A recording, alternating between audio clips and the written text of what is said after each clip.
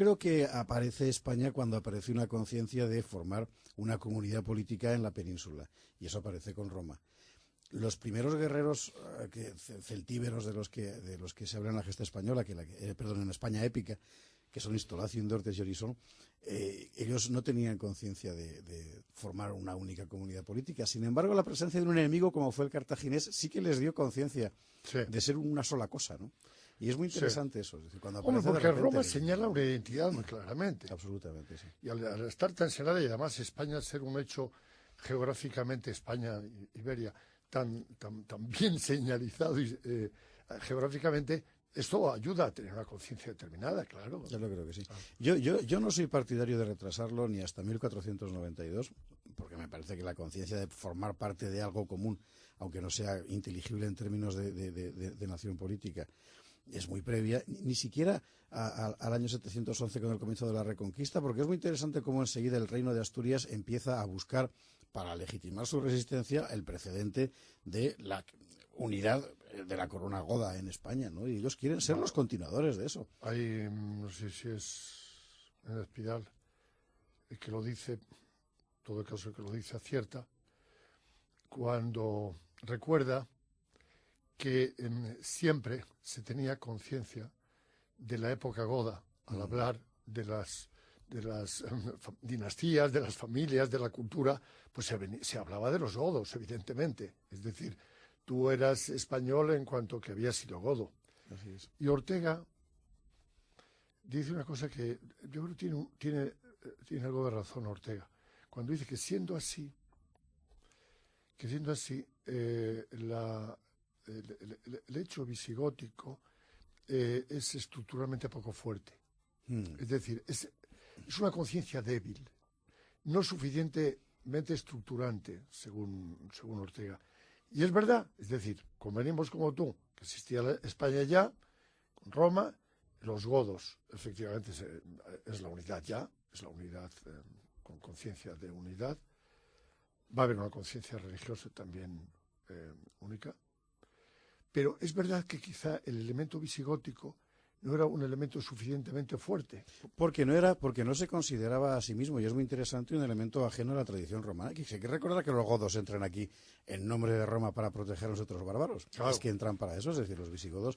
Ortega en España Invertebrada es verdad que hace como una especie de desdén a los godos, ¿verdad? Diciendo que frente a otros pueblos germánicos como los francos, como los sajones y tal, pues los visigodos como que eran un poco amariconados, viene a decir, ¿no? No habían impuesto aquí un feudalismo tan rígido y tal.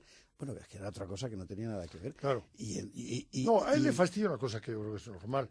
¿Cómo se desintegra tan rápidamente? ¿Cómo se permite al árabe entrar tan fácilmente? Sí, así es verdad. Y parece evidente que es por la conversión masiva de las élites visigodas. Sí. Claro. Que seguramente no veían en el elemento religioso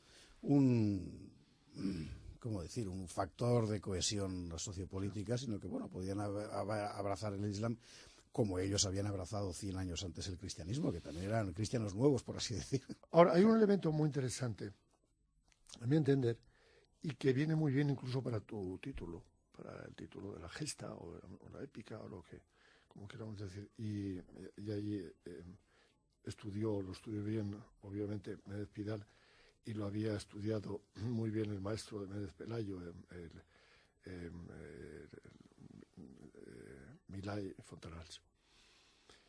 Y es que no se podría hablar de gesta española si no hubiera habido una tradición gótica. Absolutamente. Que es alemana. Absolutamente. Que es alemana. Y eso es muy importante. Sí. Y para la concepción que tú tienes de España, la que tengo yo, la que tenemos los que tenemos que tener una conciencia viva de España, la épica da una conciencia nacional, cosa que no da la lírica. Puede haber una lírica fantástica en un país, magnífica, vamos a poner ejemplos, pero la lírica no da, digamos, la conciencia de un todo, de una conciencia colectiva, y sí que lo dan los romances y los... Así es, absolutamente. Eso es así. Y de ahí también la importancia de don Ramón Méndez Pidal en esta historia.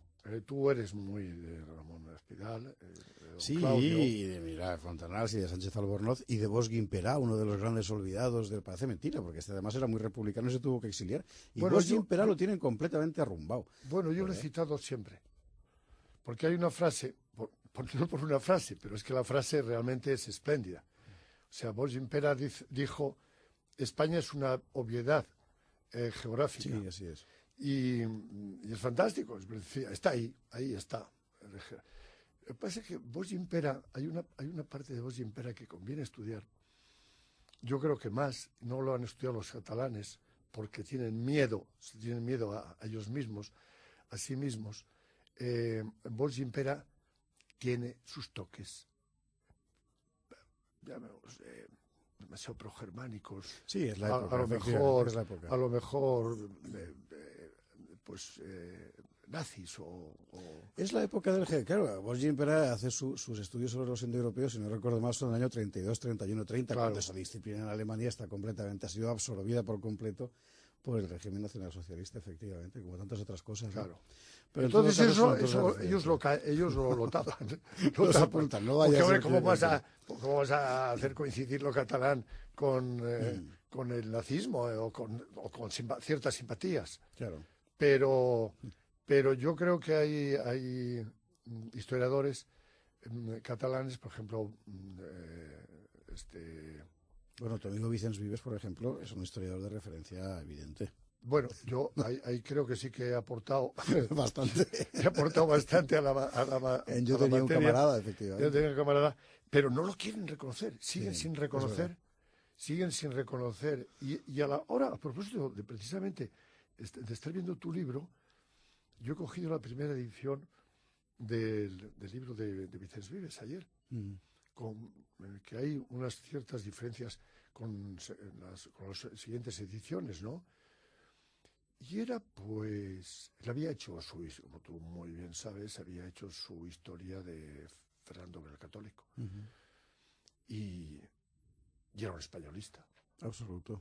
Y era un españolista. Y además era, desde el punto de vista incluso como geógrafo, era un determinista. Él tiene un sentido absolutamente determinado de la historia española y del vuelco que España tiene que dar hacia América, casi hasta por razones geográficas, que parece que se va hacia allá, hacia el Atlántico. Es muy curiosa la personalidad de este hombre. Y entonces fui para revisar una cosilla a la primera edición de la aproximación a la historia de España de Vicens Vives, y estuve leyendo anoche otra vez el prólogo del libro. Es un prólogo pesadísimo, pero lleno de mala conciencia. Toda la mala conciencia del mundo. Dice, bueno, ahora es el año 50, ojo, es el año 50, y él ha estado publicando libros muy duros, muy favorables al régimen de Franco, y con sellos como Junque y cosas así. Era un tipo duro. Muy amigo, discípulo de Bosch Guimperá. Claro. Discípulo de Bosch Guimperá. No, pero antes yo me estaba acordando de un historiador republicano, que es importantísimo, que es que se me ha ido el santo al cielo, y no me importa reconocer delante de los oyentes que se me ha ido el santo al cielo. Es un historiador importantísimo. ¿Pero catalán? Sí, catalán. Sí, bueno, luego me saldrá. Saldrá en la conversación. Es verdad que lo de lo épico es importante y además me parece que tiene una enorme función pedagógica. Por eso en España épica me he fijado sobre todo en hechos concretos, en estampas, en acontecimientos, en cosas que además muchas de ellas realmente te erizan la sensibilidad, porque hay unos cuantos episodios realmente estremecedores, ¿no? Y es muy bonito saber que tú formas parte de eso, ¿no? José Javier, tú que eres especialista en historia, que te ha gustado por vocación siempre y que además te has dedicado a ello, cuando has escrito estos dos libros, primero La Gesta Española y ahora España Épica, me imagino que te preparas los temas primero para La Tarde con Cristina, después los acondicionas, ¿no?, por así decirlo, al formato libro. ¿Has descubierto en alguno de los capítulos, en alguna de los puntos de la historia de España, rumbos distintos o matices importantes diversos a los que tradicionalmente tenías tú en la cabeza antes de plasmarlos en la letra o plasmarlos en el programa? Pues mira, yo antes de empezar a estudiarme una cosa tras otra y tal, tenía una idea menos viva de lo absolutamente determinante que era el catolicismo para la historia de España. Sinceramente pensé que que la historia de España podía haber sido de otra manera. Y ves que no. Ves que no, es decir, ha sido determinante y además realmente no había otro camino, es decir, da la impresión de que es un fatum, es un destino que tú tienes ahí y que el destino histórico de España era ese y no podía ser otro. Pero yo creo que quizá por eso, te pregunto, ha habido esta animadversión de una parte de los españoles contra la historia de este país. Es decir, que cuando los liberales, por utilizar el término decimonónico, cuando los agnósticos, cuando los que no están de acuerdo con una determinada idea de tradicional de España, de la realidad histórica de España, desde el punto de vista católico, hay un momento en que se dan cuenta que tienen que negar esa realidad. Así es. Tienen que negar, porque si no, se topan con este hecho que dices tú, con el hecho del catolicismo. Les obliga a vivir en permanente esquizofrenia, por otro lado, claro. Porque y a mí me parece que por eso ya son terminales de una forma completamente, por otro lado, apresurada y primaria, rechazando lo católico, pero eso al final es como tratar de apartar de ti una realidad que no quieres ver porque te resulta incómoda, ¿no? Los discursos de Azaña en el año 30 son la clave, es decir, él tiene que renovar España y entonces hay que acabar con la Iglesia, con la corona y el ejército porque es lo que ha impedido a España ser lo que Azaña quiere que sea. ¡Ojo! ¿Por qué España tiene que ser lo que Azaña quiere que sea? Un historiador tiene que ocuparse de lo que España ha sido, no de lo que uno quiere convertir, la verdad. Y entonces son incapaces de introducir la realidad histórica dentro de su análisis de la realidad y dentro de sus proyectos políticos de cambio de la realidad. Y a partir de ahí vamos de cabeza, claro. Solo cabe una solución violenta, que es como acabó la Segunda República. Claro. Es una cosa muy tremenda. Y en esas estamos, ¿eh?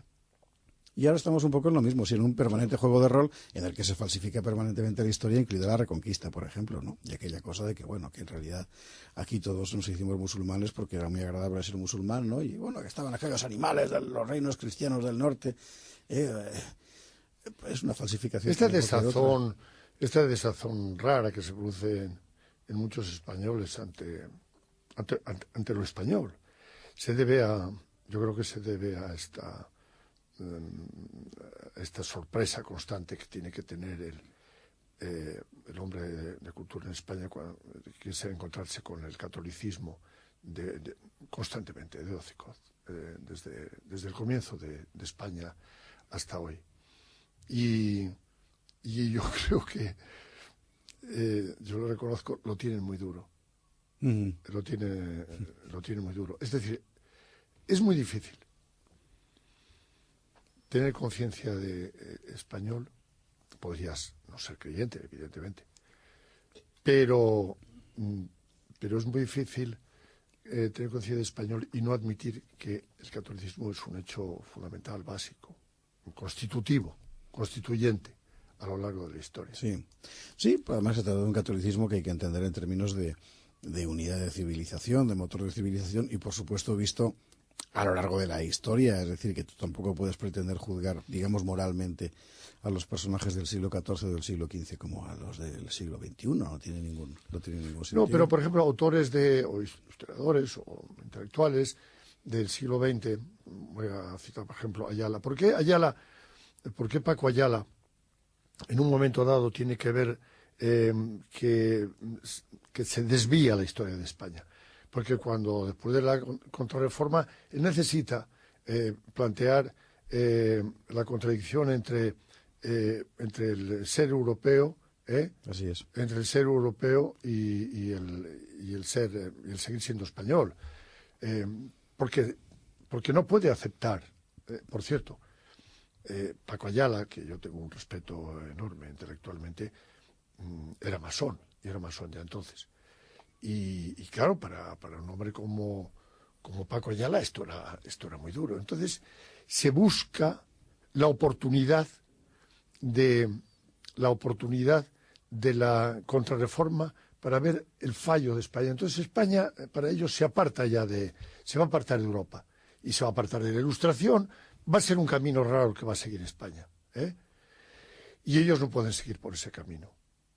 Pero es una historia en buena parte, es un desvío en buena parte inventado. Es decir, que Sí. tú ves realmente lo que es el siglo XVIII y XVII en España y comparado con el resto de Europa, y te das cuenta de que ellos consideran Europa exclusivamente aquellas líneas que aparecen en Francia y en Inglaterra y en Alemania y que luego tienen vigencia. Pero claro, Europa es una cosa muchísimo más grande que esas tres naciones, y por otra parte también pudo haber pasado cualquier otra cosa en la historia de Europa, ¿no? José Javier, en su día, cuando hace pocas semanas estuvimos a Stanley Payne, le pregunta, ¿hay alguna parte de la historia de España que no haya sido suficientemente, no sé si estudiada o explicada, que nos quede todavía por matizar? O dicho de otra forma, en este libro, incluso en el anterior, en de Gestas de España, ¿tratas algún capítulo porque crees que hay que enseñarlo claramente, porque crees que está maltratado a propósito? ¿Quieres aleccionar en algún sentido? Aleccionar no, pero me parece que hay algunas cosas que dejar muy claras, más que nada para no engañar a la gente en temas como la Reconquista, en cuestiones como el compromiso de Caspe, que lleva a la unión finalmente de las coronas de Aragón y de Castilla, en temas como lo que realmente fue el levantamiento de 1808. Creo que son cosas que se tienen que contar con la mayor claridad posible para saber lo que realmente fueron, ¿no? Y no el envoltorio ideológico que de uno u otro lado se le ha querido dar después. Y a mí me parece que ahí el libro sí que cumple una cierta función de, bueno, las cosas fueron así. Y luego cada cual puede interpretarlo como quiera, ¿no? Pero en realidad Pero España las cosas... épica y la gesta española son el mismo recorrido, solo que tú vas picando en distintos... Bueno, es la historia de España, claro. Claro, pero empiezas y terminas en el mismo punto, ¿no?